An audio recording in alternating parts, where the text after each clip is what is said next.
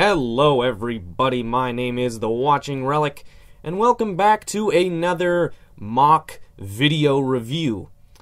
So, today we are looking at BlasterBot. This mock is one of those mocks that is inspired by just one minor thing, that obviously being the chest cannon.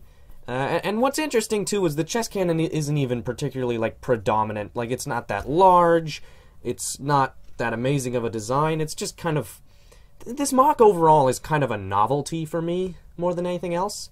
Now it did end up better than I thought it would, because there's actually other things I really ended up liking about it besides just the chest cannon, which is always nice. But overall, despite how it turned out, the reason I built it is this. Now there is some subtlety that I like about this and some things I like about the cannon design that we'll get to later, but overall, yeah, I think the mock itself ended up developing in some other interesting ways, and in the end I don't even think the chest cannon is really even the best part of it.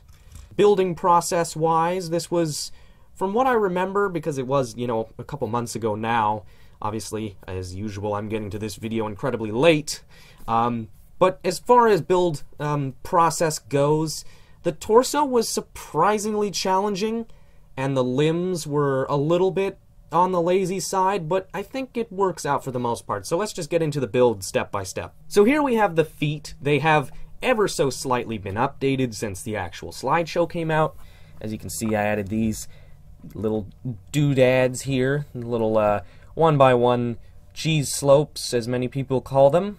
And same thing I actually did on another mock of mine, Phil, who's sort of this weird, like, steampunk old man robot. I don't know how to describe him, but whatever. Looks very nice, just as a toe piece, kind of Transformers-esque, and just, yeah, that's a design I can't, like, recommend enough. Like, I want to see more people using those for toe pieces. I think that works out really good. The foot design overall is nothing special.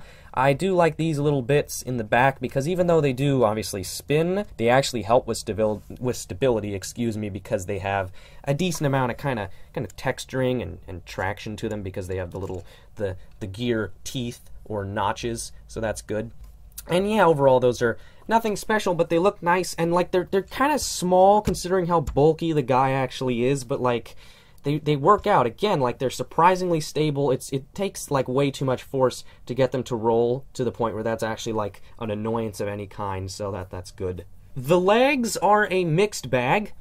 I don't even think I took a single photo of this mock from the back, and you'll notice that. Once I show you the back, you'll see why. Both the back of the torso and the legs. Like, it's not great. And the legs are possibly the worst offender of the two.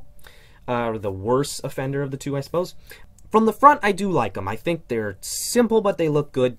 I finally found a good way to use these, like, new armor add-on pieces. New. I called them new.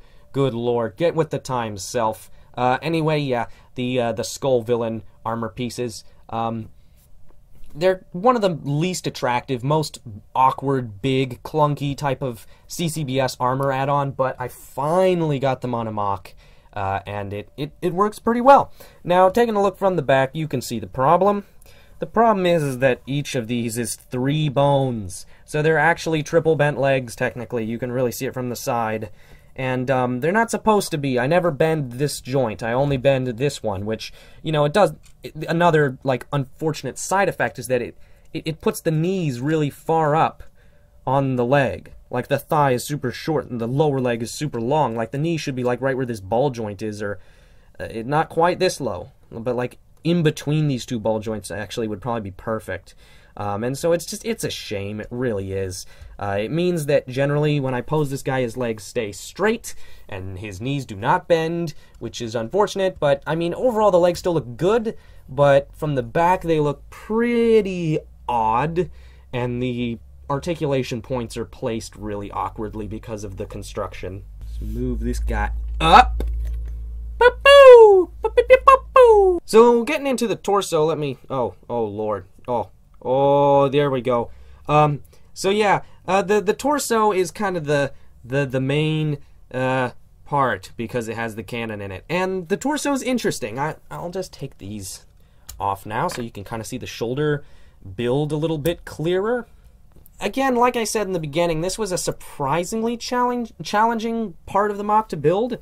I started out, this bit was inspired almost more, I was almost more excited about trying to use these feet than having a cannon. In fact, if I remember correctly, it may have actually started with the feet in the torso idea rather than the cannon itself. I don't remember, though. This is partially inspired by a MOC by good old Bio Rock Dude. I don't remember the name of it, but it was white with a couple of 1.0 hero feet in its chest, and I think it may have had them in a vertical position, but obviously here they're horizontal. I don't remember exactly, though. I should have gone back and actually looked at the MOC before I made this video, but whatever. Okay, so I'm also going to take off this. The way this whole thing is built, basically unfortunately the best way I found to actually connect everything is essentially there's a backbone, and hopefully you can kind of get a sense for what I'm talking about. Essentially, everything's connected through this Technic assembly. You got a little hand connector at the bottom, obviously just a red hand connector with the hips off of it. And then you got just basically, I mean, there's some Technic stuff on it, but it's just a lift arm with the stopper here, like a 5 long, I think that is. And then this piece, and then this piece, and then some more Technic stuff. Like, it's pretty much, this backbone is the connection, like, junction for everything else. Everything else comes off of that. It makes for a slightly flimsy torso. Like, the torso can do like this, like, and it's not like things are disconnecting when you do that. Like, it's not supposed to do that, but it's really easy for you to do that even by accident, just when like manipulating the torso wrong and stuff, like picking him up from a bad point. And you know, overall, I'd say the torso is okay because it's more flexible than it is brittle, which is good. It's always a plus, but it's still a little too flexible. It needs to be a little more solid. It's not solidly built. Now, probably the worst part of the construction is the way this top part is attached, especially. It's the flimsiest part because it's like all based off of just this one axle here, like the entire top part of the torso. And then also you have these frickin' Hordika neck, low, like downward pointing shoulders, which are always annoying. It's fine once you get the armor shoulder bits on, but it does make articulation a little weird because, you know, it's not quite right. And obviously these things don't really help with articulation either. I do really like the Furno heads, though. That's a great plus. I think these look really nice. It's good to finally make use of the fact that for some reason I bought the Breakout Furno. In case it's not obvious, this Furno head has some, like, white remnants on it. That's because it was actually custom painted white at some point. I don't remember why I did that, but it's been restored since then. And it looks okay for the most part. You can't really notice it. Got some okay little shaping with the little spike pieces in here, although, yep, that Exoforce hand there is actually metallic silver or chrome, and this one is just regular dark gray, so that's irritating, but okay. The cannon itself, just to get into that quickly, like I said, there are some things I like about it, and really what I like about it is that it looks like it would be retractable. It's not, obviously, but the fact that it's these two red, big, kind of plated armor pieces with a little thing coming out in between them, or from in between them, it's kind of nice, and there's a little gear that can kind of turn in there. It makes it look like these are like a housing, and like this could press back in and then the feet could go back together. It'd be cool to actually design it to do that. I don't know how you would do that without making it super bulky and awkward. It would be something that would be a really interesting, difficult challenge, but more than I would ever personally take on. Overall, it gives off that facade, even if that's not true. It looks like it could do that, and it's just this cool kind of like external armor around some like visible inner workings, like like a housing for like a retractable little weapon in there, and it's cool. It adds a lot of depth. It's partially due to like color layering and texture layering, and it's also due to just kind of the contrast between like little parts versus two big parts. It's a few different things that kind of add up to make that that nice, satisfying look. I will say it's a little low. I don't know. It seems like it's kind of low in the chest, like if you look up to where his neck is. And this partially has to do with like the low shoulders as well. Everything's a little off up here, but it's okay. The arms, I guess I could go over real quick. I mean, there's nothing to say. There's no thumbs, which is annoying, but whatever. He's a weird robot. It's not like he really needs to pick things up he has a frickin' cannon in his chest. The head is the final thing to get into. Personally, I like this. It's faceless, it's weird, and just, yeah, weird, odd, abnormal, but it's pretty good. I like whenever I can use one of those Brain Attack Hero visors on anything that isn't an actual Brain Attack Hero skull and helmet piece, just because they're very specifically molded to those parts, so it's kind of cool to use it in something else. And overall, you know, I like this sort of, again, almost Transformer-ish look with the very boxy sort of pieces back here, these just little one-by-one bricks with the clips on them.